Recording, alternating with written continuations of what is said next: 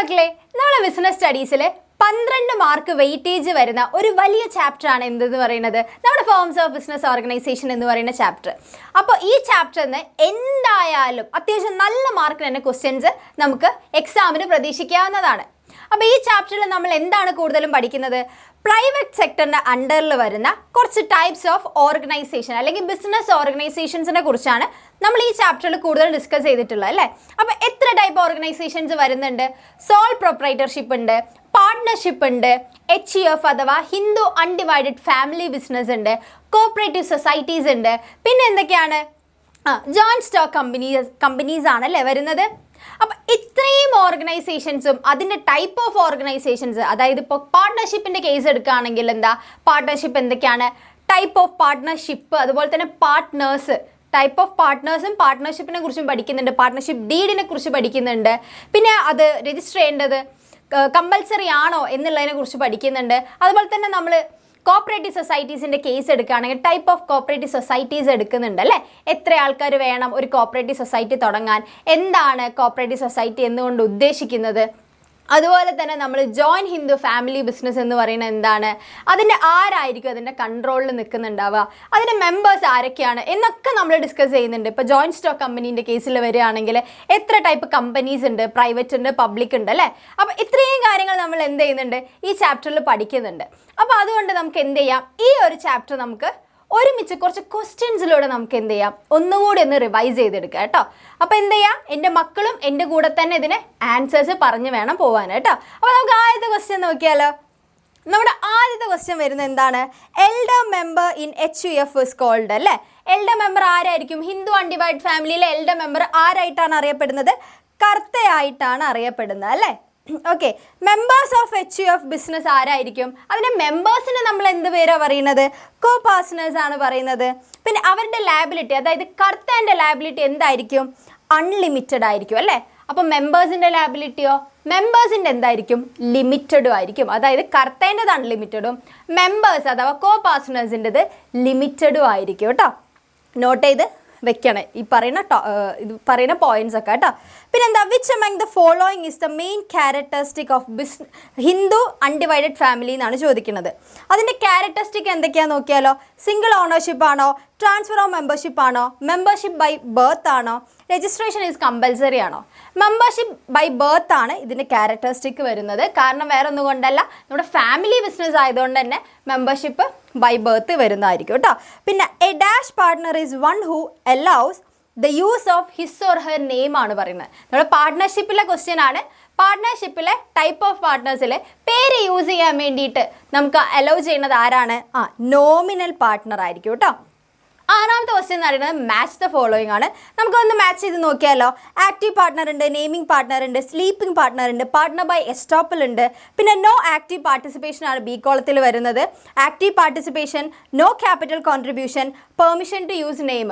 അപ്പോൾ ഇതൊക്കെ ഏത് പാർട്ട്നേഴ്സിനാണ് ചേരുന്ന ഫീച്ചേഴ്സ് എന്ന് നമുക്ക് നോക്കിയാലോ. ആക്റ്റീവ് പാർട്ട്ണർ എന്തായിരിക്കും? ആക്റ്റീവ് പാർട്ടിസിപ്പേഷൻ ഉണ്ടായിരിക്കും അല്ലേ. ആക്റ്റീവ് പാർട്ട്ണറെ വർക്കിംഗ് പാർട്ട്ണർ എന്നും പറയും അല്ലേ. അയാൾ ക്യാപിറ്റൽ കോൺട്രിബ്യൂട്ട് ചെയ്യും, പ്രോഫിറ്റ് ആൻഡ് ലോസ് എന്തായിരിക്കും? ഷെയർ ചെയ്യും. അതുപോലെ ലാബിലിറ്റി അൺലിമിറ്റഡ് ആയിരിക്കും, മാനേജ്മെൻറ്റിൽ ആക്റ്റീവായിട്ട് നിൽക്കുകയും ചെയ്യും. നെയിമിംഗ് പാർട്ട്ണർ കേസ് എടുത്ത് നോക്കുകയാണെങ്കിൽ നെയിമിംഗ് പാർട്ട്ണർ എന്താണ്? പേര് മാത്രമേ കോൺട്രിബ്യൂട്ട് ചെയ്യുള്ളൂ അല്ലേ. പെർമിഷൻ ടു യൂസ് നെയിം ആയിരിക്കും, ക്യാപിറ്റലൊന്നും കോൺട്രിബ്യൂട്ട് ചെയ്യില്ല. പ്രോഫിറ്റ് ആൻഡ് ലോസ് എന്തില്ല, ഡിവൈഡ് ചെയ്യുന്നുണ്ടാവില്ല. സ്ലീപ്പിംഗ് പാർട്ട്ണർ എന്തായിരിക്കും? നോ ആക്റ്റീവ് പാർട്ടിസിപ്പേഷൻ ആയിരിക്കും കേട്ടോ സ്ലീപ്പിംഗ് പാർട്ട്ണർക്ക്. കാരണം എന്താണ്, അദ്ദേഹം ബാക്കി എല്ലാ പാർട്ട്നേഴ്സിൻ്റെ ഫീച്ചേഴ്സ് ഉണ്ടെങ്കിലും ക്യാപിറ്റൽ കൊണ്ടുവരുന്നുണ്ടാവും, പ്രോഫിറ്റ് ആൻഡ് ലോസ് ഡിവൈഡ് ചെയ്യുന്നുണ്ടാവും, അപ്പം ലാബിലിറ്റി അൺലിമിറ്റഡ് ആയിരിക്കും. പക്ഷേ എന്താണ്, ആക്റ്റീവായിട്ട് മാനേജ്മെൻറ്റിൽ പാർട്ടിസിപ്പേറ്റ് ചെയ്യില്ല. പിന്നെ പാർട്ട്ണർ ബൈ എസ്റ്റോപ്പൽ ആണ് കേട്ടോ. അതെന്തായിരിക്കും? നോ ക്യാപിറ്റൽ കോൺട്രിബ്യൂഷൻ ആയിരിക്കും അല്ലേ. അവരെന്ത് ചെയ്യുന്നില്ല, ക്യാപിറ്റൽ കോൺട്രിബ്യൂട്ട് ചെയ്യുന്നില്ല. ഓക്കെ, പാർട്ട്ണർ ആണെന്ന് നടിക്കുന്ന ആളെയാണ് നമ്മൾ എന്തെന്ന് പറയുന്നത്? പാർട്ട്ണർ ബൈ എസ്റ്റോപ്പൽ എന്ന് പറയുന്നത് അല്ലേ. പിന്നെ പാർട്ട്ണർ ബൈ ഹോൾഡിംഗ് ഔട്ടും ഉണ്ട് കേട്ടോ.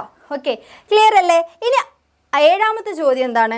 List out the type of partnership ആണ് ചോദിച്ചത്. പാർട്ട്ണർഷിപ്പിൻ്റെ ഡിഫറെൻറ്റ് ടൈപ്സ് ഏതൊക്കെയാണെന്ന് ചോദിച്ചത്. നോർമലി നിങ്ങൾ പാർട്ട്നേഴ്സിൻ്റെ ആണ് കേട്ടിട്ടുള്ളത്.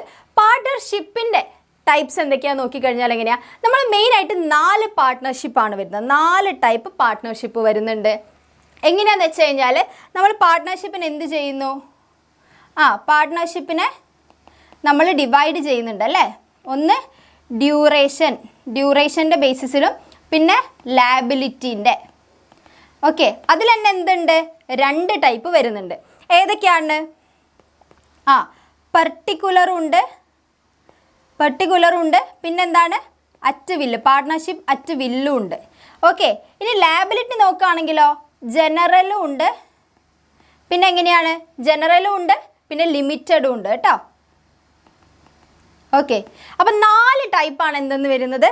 നമ്മുടെ പാർട്ട്ണർഷിപ്പ് വരുന്നത് കേട്ടോ. പർട്ടിക്കുലർ എന്ന് പറഞ്ഞാൽ എന്താ? ഇത്രയൊരു കാലയളവിലേക്ക് എന്ന് പറഞ്ഞിട്ടായിരിക്കും ആ പാർട്ട്ണർഷിപ്പ് എന്ത് ചെയ്തിട്ടുണ്ടാവുക?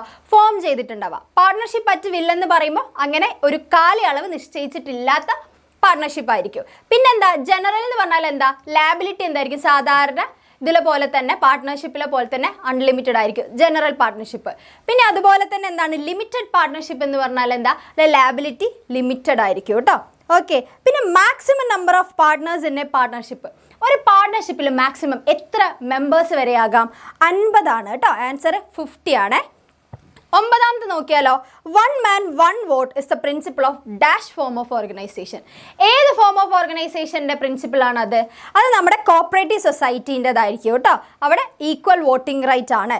പിന്നെ complete the following as per hint given ആണ് അല്ലേ. ഹിൻഡ് എന്താ തന്നത്? പാർട്ട്ണർഷിപ്പിന് പാർട്ട്ണർ എന്ന് പറയും. അപ്പോൾ കോപ്പറേറ്റീവ് സൊസൈറ്റീൻ്റെ ആൾക്കാരെ നമ്മൾ എന്തെന്ന് പറയും? മെമ്പേഴ്സ് എന്ന് പറയും. കമ്പനീൻ്റെ കേസ് നോക്കുകയാണെങ്കിൽ അവർ ഷെയർ ഹോൾഡേഴ്സ് ആയിരിക്കും. ഓക്കെ, പിന്നെ list out the type of cooperative societies. എത്ര ടൈപ്പ് കോപ്പറേറ്റീവ് സൊസൈറ്റീസ് ഉണ്ട്? എത്ര ടൈപ്പ് ഉണ്ട്? ഒന്നെന്താണ്? ഒന്ന് ക്രെഡിറ്റ് ആണല്ലേ, ക്രെഡിറ്റ് കടം കൊടുക്കുന്നത്. പിന്നെന്താ? കൺസ്യൂമേഴ്സിന് വേണ്ടിയിട്ടുള്ളത്. പിന്നെ പ്രൊഡ്യൂസേഴ്സിൻ്റെത്, പിന്നെ ഫാമേഴ്സിൻ്റെതുണ്ട്. മാർക്കറ്റിംഗ് അഥവാ അഡ്വർടൈസ്മെൻറ്റിന്. പിന്നെന്താണ്? ഹൗസിംഗ് ആണ് വരുന്നത്. ഇത്രയും ടൈപ്പ് കോപ്പറേറ്റീവ് സൊസൈറ്റീസ് ആണ് വരുന്നത്. ക്ലിയർ അല്ലേ? പിന്നെ liability of cooperative societies members. Cooperative സൊസൈറ്റിയിലെ മെമ്പേഴ്സിൻ്റെ ലാബിലിറ്റി എന്തായിരിക്കും മക്കളെ? അത് ലിമിറ്റഡ് ആയിരിക്കും കേട്ടോ. ലിമിറ്റഡ് ലാബിലിറ്റി ആയിരിക്കും മെമ്പേഴ്സിൻ്റെ. പിന്നെ the company form of organisation is governed by. ഒരു കമ്പനി എന്തിൻ്റെ അണ്ടറിലായിരിക്കും വരുന്നുണ്ടാവുക? കമ്പനീസ് ആക്ടിൻ്റെ അണ്ടറിലാണ് കേട്ടോ. കമ്പനീസ് ആക്ട് ആണേ. എത്രയാണ്? 1956 അല്ലെങ്കിൽ 2013 ആണ് വരുന്നത് കേട്ടോ. പിന്നെ A private company has minimum of dash and maximum of dash members. ഒരു പ്രൈവറ്റ് കമ്പനിയിൽ മിനിമം എത്ര മെമ്പേഴ്സ് വേണം? 2 മെമ്പേഴ്സ് എങ്കിലും വേണം. മാക്സിമം എത്രയാണ്? 200 മെമ്പേഴ്സ് വരെ മാക്സിമം പോകാൻ വേണ്ടി പറ്റും. A prospectus is required for dash. Prospectus ഏത് കമ്പനിക്കാണ്? മാൻഡേറ്ററി ആയിട്ട് അല്ലെങ്കിൽ റിക്വയർഡ് ആയിട്ടിരിക്കുന്നത് ഏതിലാണ്? മാൻഡേറ്ററി എന്ന് പറയാൻ പറ്റില്ല, റിക്വയർഡ് ആയിട്ടുള്ളത് ഏതിലാണ്? പബ്ലിക് കമ്പനിയാണ് കേട്ടോ. അങ്ങനെയാണ് മിസ് നിങ്ങളോടൊരു ക്വസ്റ്റ്യൻ ചോദിക്കട്ടെ. ഈ നമ്മൾ കമ്പനീസ് ആക്ട് പറഞ്ഞു, അത് 1956 ആണ്. അപ്പോൾ പാർട്ട്ണർഷിപ്പ് ആക്ട് ഏതാണ്? എൻ്റെ മക്കൾ എന്ത് ചെയ്യുക? കമൻസിൽ പറയാം. അതുപോലെ ഒരു ക്വസ്റ്റ്യൻ്റെ ആൻസറും കൂടെ നിങ്ങൾ എന്ത് ചെയ്യണം? കമൻസിൽ പറയണം. 2 ക്വസ്റ്റ്യൻസ് ആണ് മിസ് ചോദിക്കുന്നത്. ഒന്ന് പാർട്ട്ണർഷിപ്പ് ആക്ട് ഏത് ഇയർ ആണെന്നും പറയാം. രണ്ടാമത്തത് ഇപ്പം നമ്മൾ പ്രൈവറ്റ് കമ്പനിയിൽ മിനിമം 2ഉം മാക്സിമം 200 വരെ ആകാമെന്ന് പറഞ്ഞു. അങ്ങനെയാണെങ്കിൽ പബ്ലിക് കമ്പനിയിൽ എത്ര പേര് മിനിമം വേണം? മാക്സിമം എത്ര പേര് വേണം? എത്ര പേരെ വരെ പറ്റുമെന്നും കൂടി എൻ്റെ മക്കൾ എന്ത് ചെയ്യുക? ഇപ്പോൾ തന്നെ നമ്മൾ വീഡിയോ പോസ് ചെയ്തിട്ട് കമൻസിൽ ഈ 2 ക്വസ്റ്റ്യൻ്റെ ആൻസർ ഒന്ന് പെട്ടെന്നൊന്ന് പറഞ്ഞേ. മിസ് നോക്കട്ടെ നിങ്ങൾക്ക് എത്ര പേർക്ക് നന്നായിട്ട് അതിൻ്റെ ആൻസർ അറിയാമെന്നുള്ളത്.